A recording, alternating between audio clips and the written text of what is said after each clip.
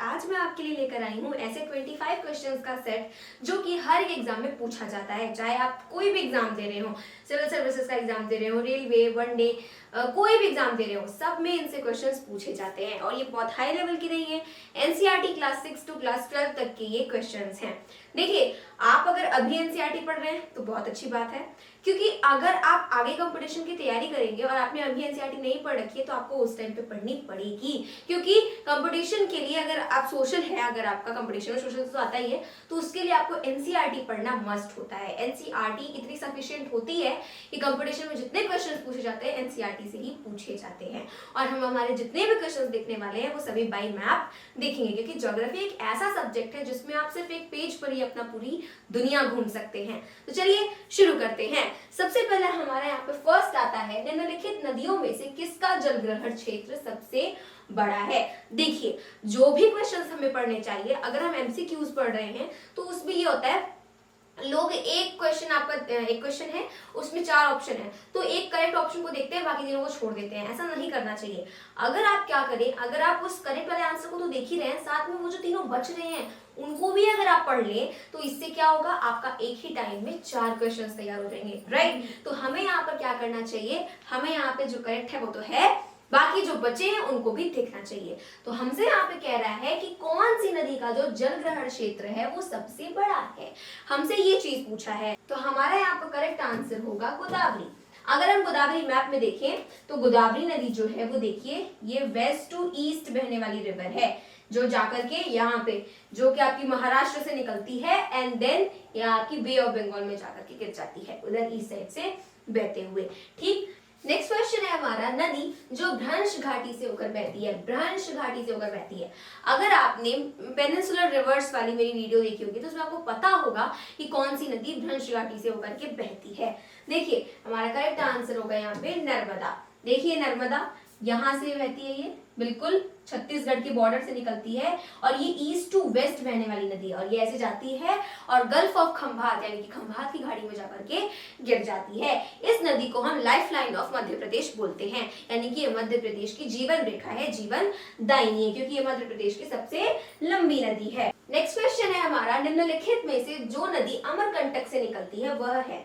अब यहाँ पे बात हो रही है अमरकंटक से निकलने वाली नदी की। तो अमरकंटक से जो नदी निकलती है उसका नाम है सोन नदी। देखिए, अमरकंटक है और यहीं से ये नदी आपकी निकलती है, देखिए, ठीक है, ये आपकी है सोन नदी। तो हमारा करेक्ट आंसर क्या होगा, सोन नदी होगा। नेक्स्ट क्वेश्चन है हमारा, भारत का सबसे ऊंचा जलप्रपात कौन सा है। अब यहाँ हमसे पूछा है सबसे ऊंचा जलप्रपात। सबसे पहले आता है जोग जलप्रपात, कुचिकल जलप्रपात, रकिम कुंड जलप्रपात और फिर आता है कीर्ति जलप्रपात।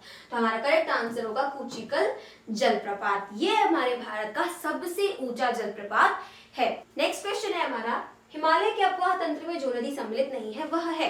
ये क्वेश्चन जो है आपका, अगर हम देखें इसका आंसर तो वो आपकी क्लास 9th की ज्योग्राफी के चैप्टर नंबर 3 में गिवन है, जिसमें आपको बताया गया है हिमालयन रिवर्स के बारे में एंड पेनिनसुलर रिवर्स के बारे में। यहाँ हम बात कर रहे हैं कि हिमालय का जो अपवाह तंत्र है, यानी कि हिमालयन रिवर्स में कौन सी रिवर्स नहीं आती। तो वी ऑल नो दैट कि हिमालयन रिवर्स में क्या होती है, 3 रिवर्स होती है, इंडस, गंगा एंड ब्रह्मपुत्र। तो हमारा करेक्ट आंसर क्या होगा, देखिए, गंगा दिया है, ब्रह्मपुत्र दिया है, सिंधु भी दिया है, महानदी। महानदी जो है आपकी वो पेनिनसुलर रिवर्स में आती है, जो कि उड़ीसा से बहती है, ठीक है, उड़ीसा में बहती है और बे ऑफ बंगाल में जाके गिर जाती है। नेक्स्ट क्वेश्चन है हमारा, निम्नलिखित में से सिंधु की कौन सी सहायक नदी पीर पांजाल से निकलती है। वी ऑल नो दैट कि पीर पांजाल क्या है, ये आपकी जो लेसर हिमालयज है उसकी एक रेंज है, राइट। जैसे कि पीर पांजाल रेंज बहुत इंपॉर्टेंट रेंज है, साथ में महाभारत रेंज भी है और धौलाधर रेंज भी है। तो ये सभी जो रेंज है वो लेसर हिमालयज की इंपॉर्टेंट रेंजेस हैं। तो हमसे यहाँ बोल रहा है कि इंडस रिवर यानी कि सिंधु नदी की जो सहायक नदी यानी कि ट्रिब्यूटरी है, कौन सी है, जो कि पीर पांचाल रेंज से निकलती है। तो सबसे पहले सतलज। सतलज हमें पता है वो तिब्बत के राकस्तान लेक से निकलती है। अगर हम देखें तो ये रही आपकी सतलज नदी, ये तिब्बत के राकस्तान लेक से निकलती है एंड देन पाकिस्तान में जाकर के चेनाब से मिल जाती है। उसके बाद है रावी। रावी का भी हम लोगों को पता है हिमाचल प्रदेश से निकलती है और वो भी चेनाब में मिलती है। उसके बाद है झेलम, देन आगे चेनाब। तो चेनाब वाला तो भाई नहीं होगा, ठीक है। और उसके बाद क्या है, झेलम।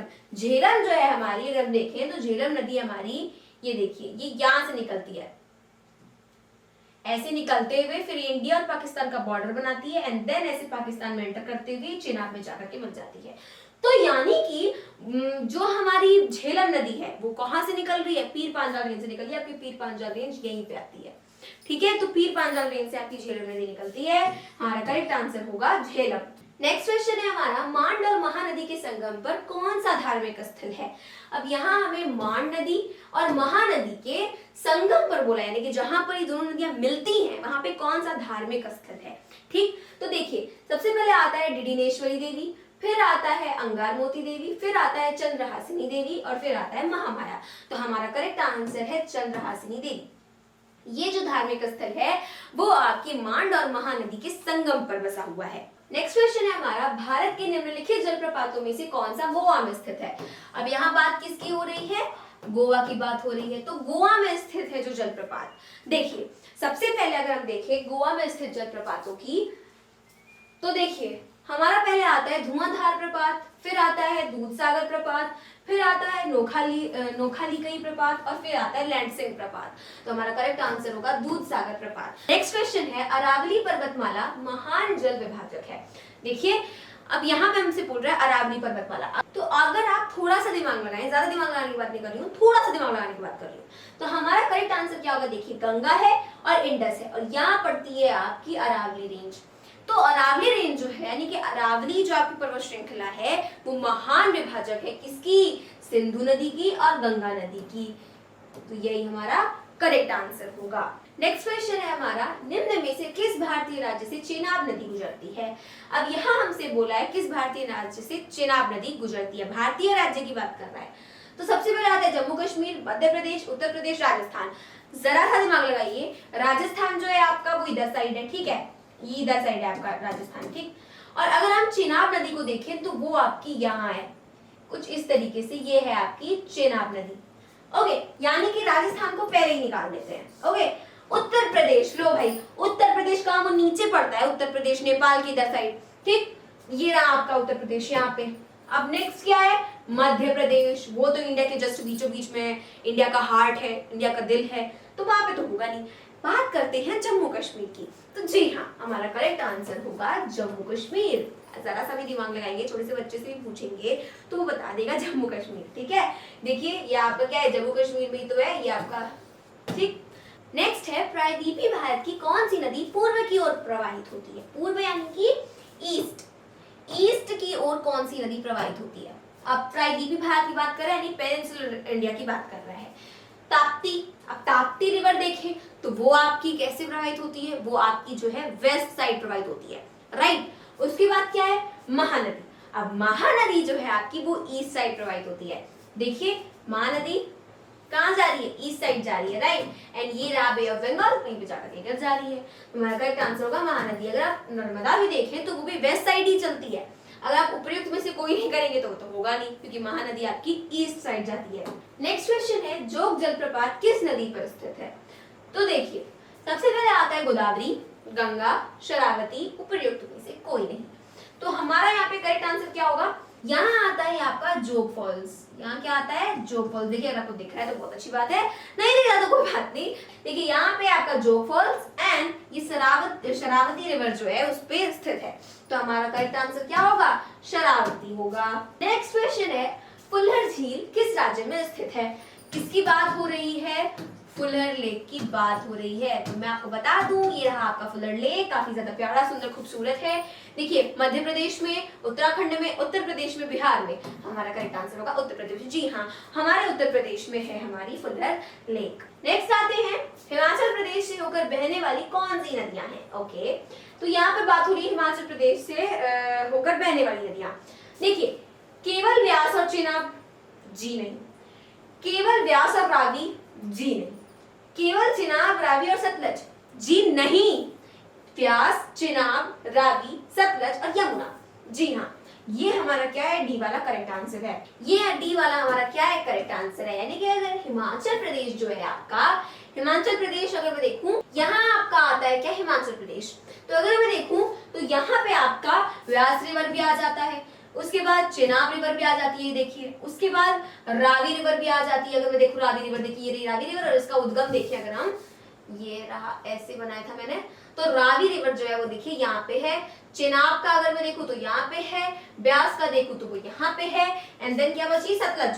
तो सतलज देखिए यहाँ पर बह ही रही है, साफ साफ दिख रहा है, राइट। और अगर बात करूं यमुना की, जो मैप में नहीं है, बट यमुना जो है वो हिमाचल प्रदेश से भी होकर के बहती है। नेक्स्ट क्वेश्चन है, किस नदी का उद्गम स्थल भारत में नहीं है? यानी ऐसी कौन सी रिवर है जिसका जो ओरिजिन है, उद्गम है, वो भारत में नहीं है, यानी कि वो भारत से उसका ओरिजिन है ही नहीं। तो देखो आप, व्यास नदी का इंडिया में ही है, ये देखिए।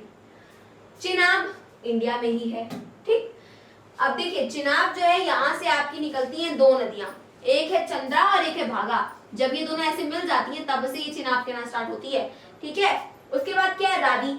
अब रावी का भी जो ओरिजिन है इंडिया में ही है, भारत में ही है। सतलज, जी हाँ, अगर मैं बात करूं सतलज नदी की, तो इसका जो उद्गम है वो तिब्बत के मानसरोवर लेक के जस्ट बगल में राकसताल लेक, ये रहा, यहाँ रहता है आपका मानसरोवर लेक, और यही जस्ट बगल में चिपका हुआ है आपका राकसताल लेक। राकसताल लेक से ही जो सतलज नदी है इसका उद्गम होता है। नेक्स्ट क्वेश्चन आता है, निम्नलिखित से कौन सी नदी भारत व नेपाल के मध्य सीमा बनाती है? देखिए अभी जो पहले मैंने 2-3 क्वेश्चंस बताए आपको, सब आपके क्लास 9th के हैं, चैप्टर 2 और 3 के मिला करके हैं। ये वाला जो क्वेश्चन है आपका, ये आपका किसका है, चैप्टर नंबर 2 का है। देखिए क्या है, सबसे पहले गंडक, काली, कोसी, तीस्ता। तो जैसा कि जब हम रीजनल नेम्स पढ़ रहे थे हिमालय के, तो हमने देखा था कि इंडस रिवर के बीच में और साथ में सतलज रिवर के बीच का जो एरिया होगा उसको हम क्या कहेंगे, पंजाब हिमालयस। उसके बाद सतलज रिवर और काली रिवर के बीच का जो एरिया होगा उसको हम क्या कहेंगे, कुमाऊं हिमालयस। और काली और तीस्ता के बीच का जो एरिया होगा उसको हम क्या बोलते थे, उसको हम बोलते थे नेपाल हिमालयस। और वैसे ही तीस्ता और दिहांग के बीच वाले को बोलते थे असम हिमालयस। तो उसमें हमने देखा था कौन से रिवर की लोकेशन कहाँ पर है। तो हमसे कह रहा है कि भारत और नेपाल के बीच की सीमा बनाती है। तो देखिए अगर आप देखेंगे तो काली रिवर आपकी यहाँ से ऐसे निकल रही है, और ये आपका क्या है, ये आपका पूरा नेपाल ही तो है, ये आपके नेपाल का बॉर्डर है पूरा, ठीक, नेपाल का बॉर्डर है, और ये आपका इंडिया है। तो जो काली रिवर है वो यहीं पे बॉर्डर बनाती है, किसका, नेपाल का और इंडिया का। तो हमारा करेक्ट आंसर क्या होगा, काली। नेक्स्ट क्वेश्चन आता है, लेह अवस्थित है। अब जैसा कि एक चीज आप समझ लीजिए, नदी जिस डायरेक्शन में बहती है, लेट्स सपोज अगर नदी जो है आपकी वो इधर साइड बह रही है, ठीक है, इधर साइड आपकी नदी बह रही है, तो इधर साइड बह रही है, तो जिस तरफ से नदी बह रही है, जैसे और इधर साइड से नदी बह रही है, ठीक है, तो आप उधर साइड से फेस करके खड़े हो जाइए। अब लेफ्ट साइड वाला जो होगा आपके लेफ्ट हैंड का तरफ का जो होगा वो आपका लेफ्ट हैंड साइड हो जाएगा, और राइट साइड का जो होगा वो आपका राइट हैंड साइड हो जाएगा। और ठीक उसी तरीके से अगर इधर साइड से कोई नदी आ रही है तो वो आपकी लेफ्ट हैंड साइड की ट्रिब्यूटरी हो गई, उधर साइड से कोई नदी आ रही है तो वो आपकी राइट हैंड साइड की ट्रिब्यूटरी हो गई। मतलब जिस डायरेक्शन नदी बह रही है उस तरफ मुंह करके खड़े हो जाइए, लेफ्ट वाला लेफ्ट, राइट वाला राइट। तो यहाँ हमसे बोल रहा है कि लेह जो है वो कहाँ पर अवस्थित है, झेलम नदी के दाएं तट पर, झेलम नदी के बाएं तट पर, सिंधु नदी के दाएं तट पर, सिंधु नदी के बाएं तट पर। तो हमारा करेक्ट आंसर होगा सिंधु नदी के दाएं तट पर। अगर आप देखेंगे तो ये रही आपकी इंडस रिवर, है ना, ये रही आपकी ऐसे इंडस रिवर, देखिए आप इसको ध्यान से, ये रही आपकी इंडस रिवर, ओके। अब ले जो है आपका वो यहाँ पर है, वो ले आपका यहाँ पर है। अब आप कहेंगे यार एकदम चिपका हुआ ही तो है, क्या मतलब इधर हो, नहीं, मैप में सुई का नोक भी बहुत किलोमीटर होता है, ठीक। तो ले जो है आपकी, अगर आप उसको देखेंगे तो ले जो है आपका रेड कलर का, अगर आप पॉइंट आउट करके देखेंगे यहाँ पे बना हुआ है, तो ये जो इंडस रिवर है उसके उधर साइड है, किधर साइड है, उधर साइड है, इधर साइड बसा हुआ है। तो जो सिंधु नदी है वो किस डायरेक्शन में बहती है, इस डायरेक्शन में बहती है ना, इधर से ऐसे बहती है। तो अगर मैं इधर फेस करके खड़ी हो जाऊंगी तो मेरा राइट वाला क्या होगा, राइट हैंड साइड होगा, लेफ्ट वाला लेफ्ट हैंड साइड होगा। मतलब ये मेरा राइट है, राइट हैंड साइड है रिवर का, और ये मेरा लेफ्ट है, समझ आया। तो ठीक उसी तरीके से ले जो है आपका वो सिंधु नदी के दाएं तट पर अवस्थित है। नेक्स्ट क्वेश्चन आता है, सूची 1 को सूची 2 के साथ सुमेलित कीजिए और नीचे दिए गए कूट का प्रयोग कर सही उत्तर चुनिए। अब देखिए यहाँ पे है सही उत्तर चुनिए। तो सूची 1 में आपको क्या है, स्थल गिवन है, और सूची 2 में आपको नदियों का संगम। तो कौन से स्थल पे, मतलब कि जहां नदियों का संगम हो रहा है उस स्थल को हम क्या कहेंगे, फिर कौन से स्थल पे कौन सी नदियों का संगम होता है, हमें वही बस मैच करना है, वेरी सिंपल। तो देखिए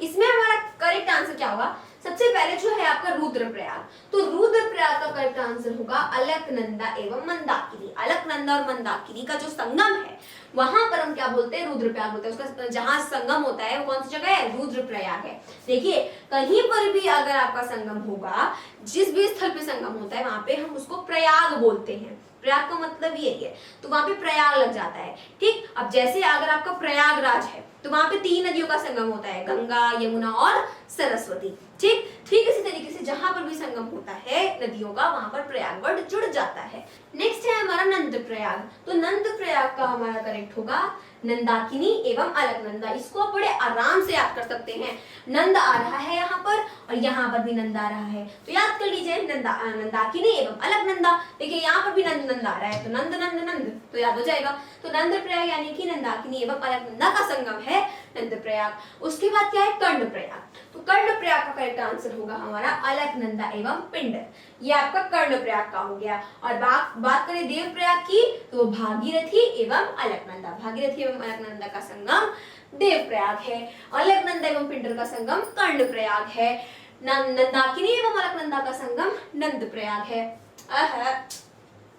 भागीरथी एवं अलकनंदा का संगम देव प्रयाग। उसके बाद अलकनंदा एवं पिंडर का संगम कर्ण प्रयाग। उसके बाद नंदाकिनी एवं अलकनंदा का संगम नंद प्रयाग। और उसके बाद आपका अलकनंदा एवं मंदाकिनी का संगम रुद्र प्रयाग। तो हमारा करेक्ट आंसर इसमें क्या होगा, हमारा करेक्ट आंसर होगा बी वाला।